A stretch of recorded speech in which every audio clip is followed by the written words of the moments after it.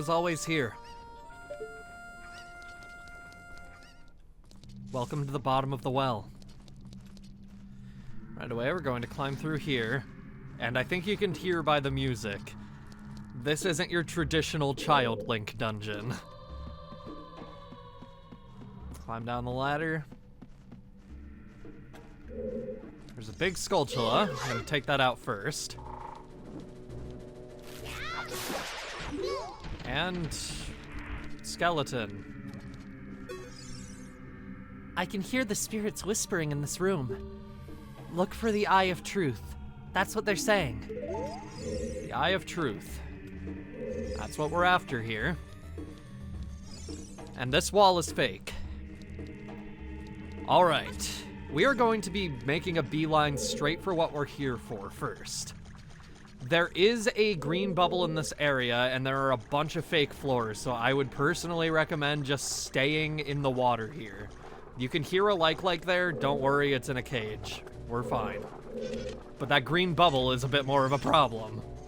Oh, the like could get us through the cage, look at that. Awesome. It's not too much of a threat because it's just circling the room, but yeah. This wall, it says something here. Danger below, that's what it says. Yeah, the floor in front of it is fake, that's why. And over here is one of my favorite jokes in the game. This wall, it says something here. Danger above, that's what it says. And then a big Skulltula falls from the ceiling, and it's so funny. This thing absolutely destroyed Penny in the Snapcube Let's Play playthrough streams of this game, and yeah, it was entertaining to watch. Uh-oh. Ow. Yeah, bubbles are huge when you're a kid. Look at that thing. I think it's also bigger than most bubbles, but still. There's a Triforce symbol on the floor here. Odd, because that means the royal family may be involved in this, but whatever.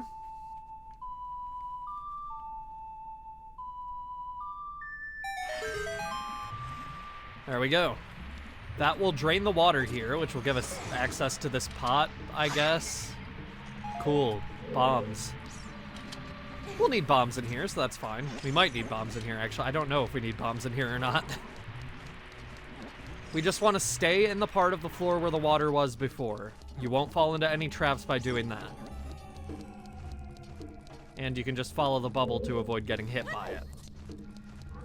Heading back to the entrance, we are going to jump down into this little hole with this grate that is creepy. Can open this chest. I think it's going to give us more bombs. Yeah. Whatever. We don't really need it. Crawl through here.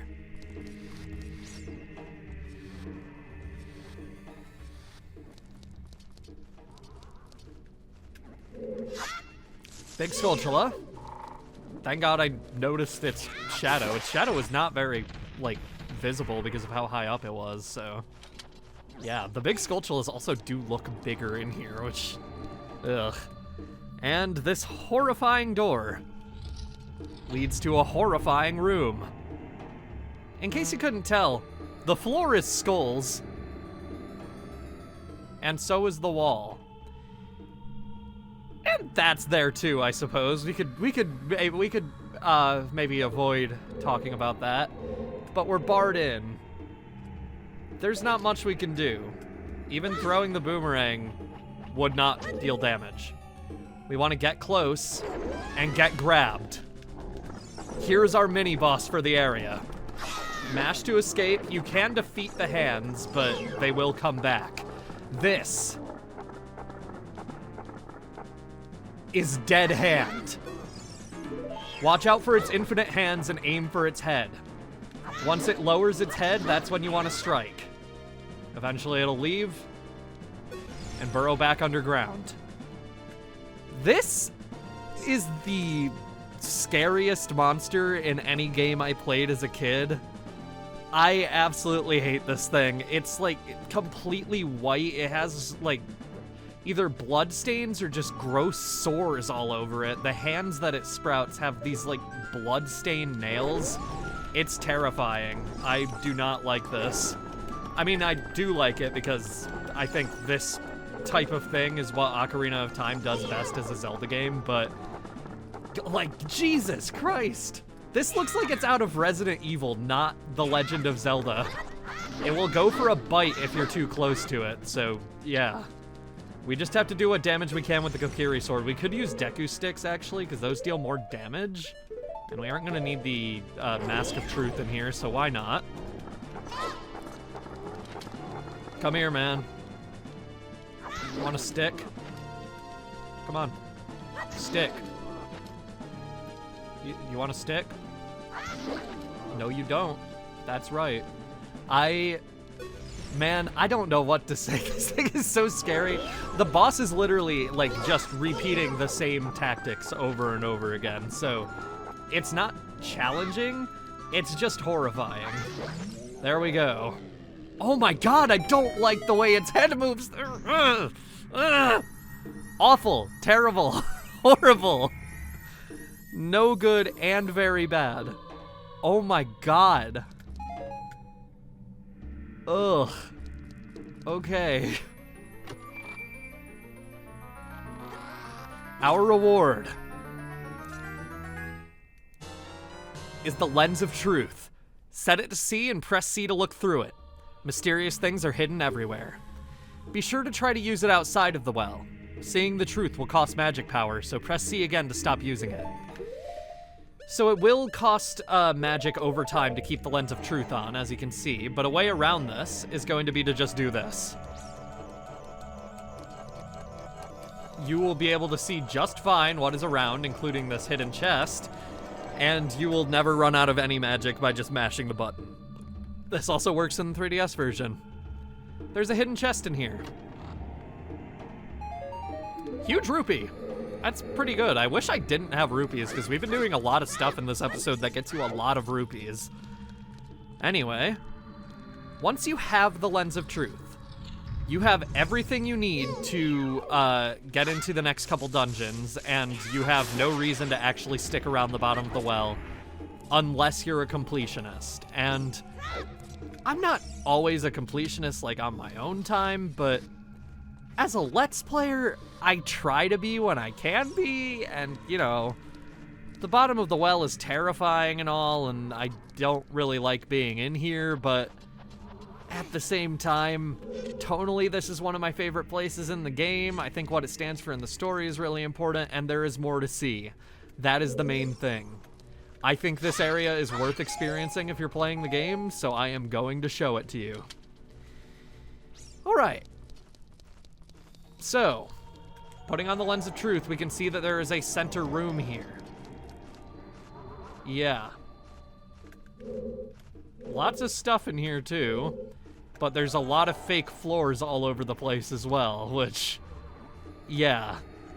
I'm almost certain I remember there being wall masters in here, but Navi hasn't said anything, so I'm going to trust her that there's not. Watch for the shadows of monsters that hang from the ceiling. Okay, never mind, there are. Get me out of here. Ugh. Okay, we aren't far enough in the room to see it. Just a second. Give me a minute. Okay. We are jumping into this hole with the blood stain. Because that seems safe for a kid. Yeah. So, once we're down here, we have safety for a moment, so I want to tell you that this game is surprisingly not really a victim of censorship. The blood on the floors has remained consistent, even up to version 1.2 of the Nintendo 64 version and the GameCube version, so yeah, that's pretty huge. What, Navi? Okay, I think I know what, Navi. Sun Song.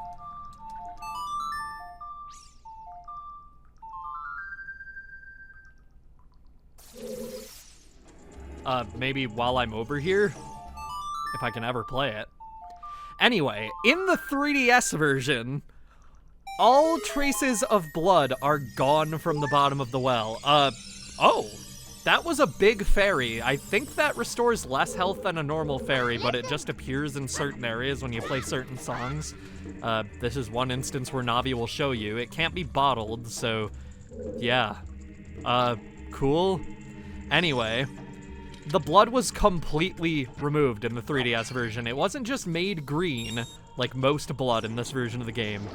It's gone.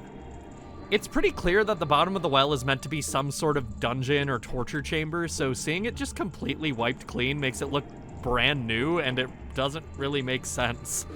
I wish they'd made literally any effort to try and fit the vibe of the original in the 3DS version, even if they had to get rid of the blood, but nope, it's brighter, it's not as creepy. I mean, the dead hand is still terrifying, don't get me wrong, but like, man, the blood is kind of important to this place's tone. I don't know, maybe that's just me. Anyway, the path we want to take first here is going to be the one on the far right with the 2 torches. We are first going to smack those rocks with our sword for no reason.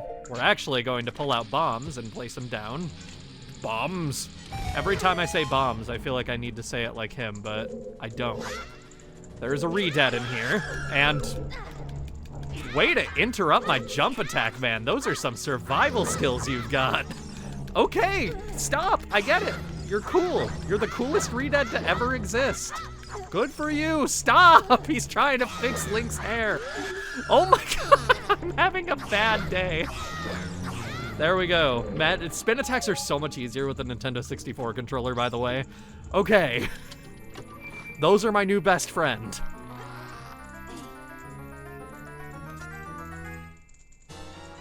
The dungeon map is down here, and we can see that this floor is shaped like a body with no head falling, which is what I've always seen it as, but I've also seen it described as a scary-looking hand with 4 fingers, I guess. That's part of the torture they do down here, is they cut off one of your fingers. I guess a hand sort of makes sense if you, like, came in here before fighting the dead hand, but I don't know. I don't think this is a hand theme. Actually, I said that and then instantly saw all of the hands poking out of the acid. So, maybe this is a hand-themed place. Huh. Now that we've killed that re-dead, we just want to go through here and collect all the silver rupees. I'm not too worried about taking damage from the acid stuff here, so yeah, the last one is up there, it looks like. Okay.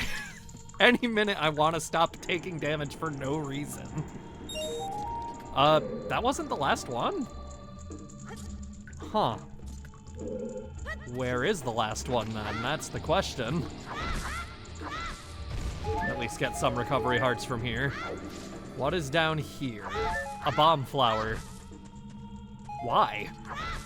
I guess in case you manage to get stuck here somehow? Huh.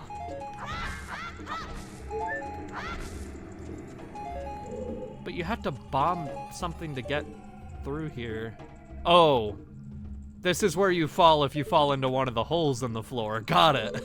So the bomb flower's there in case you're out of bombs so you can blow up the rocks to get out of here. Got it. And what's through here? We are missing a silver rupee, but I'm not sure if it's just out of the way or what. This is another place you can fall through a hole in the ceiling, I think. Yep.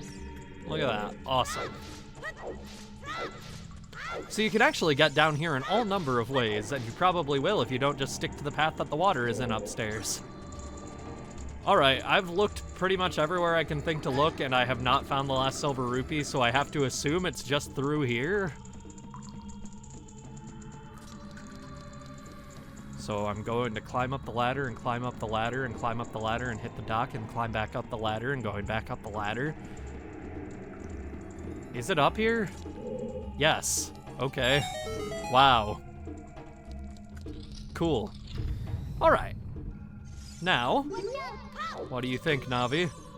I can hear the spirits whispering in this room. Look for the Eye of Truth. That's what they are saying. Are we back to the entrance then? I don't think we are, because there's a door behind us. Or not. Where am I? Having the Lens of Truth would help. Yes, we are back in the main room, but we went through like a little secret area. There are keys hidden here. My notes don't say to get these yet, but hey, I'll get them now, whatever. Save myself some trouble in the next episode. The next one we're going to be grabbing is through here. And we're going to narrowly avoid the bubble, thank God. I'm pretty sure we can stun it with the boomerang, but I failed to hit it the first time, and it doesn't matter that much. Alright, we're going to head back in here now. You can see that there is a fake floor in front of that big chest, but there's also a fake wall within that cell. Please pass by me. Thank you. So we can just walk through here to get in and open this.